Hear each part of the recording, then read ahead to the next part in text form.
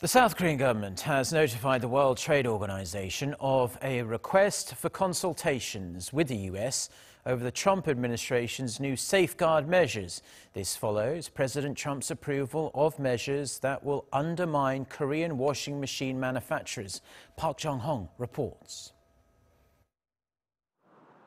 The World Trade Organization has been put on notice, and the South Korean government now plans to call on the U.S. to ease and roll back its safeguard measures. Seoul's trade ministry said Thursday it has notified the WTO that it had asked the U.S. for consultations over its imposition of a protective trade measure on imported residential washers. In a document posted on the WTO's website, Seoul made the request as it considers the safeguard measure to be, quote, inconsistent with U.S. obligations under the relevant provisions of the General Agreement on Tariffs and Trade 1994 and the Agreement on Safeguards. This request for talks is not aimed at filing a complaint against the U.S. based on the dispute settlement process of the WTO.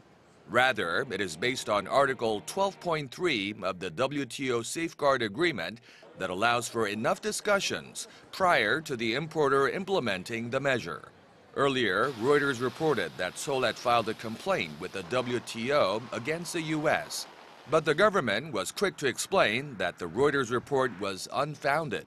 On Tuesday, U.S. President Donald Trump signed a set of safeguard measures against imported large residential washing machines and solar cells, including those from South Korea, under which import tariffs would be gradually increased. In response, Seoul's trade ministry said it had proposed a bilateral meeting with the U.S. trade representative as early as next week. Jong-hong, Arirang News.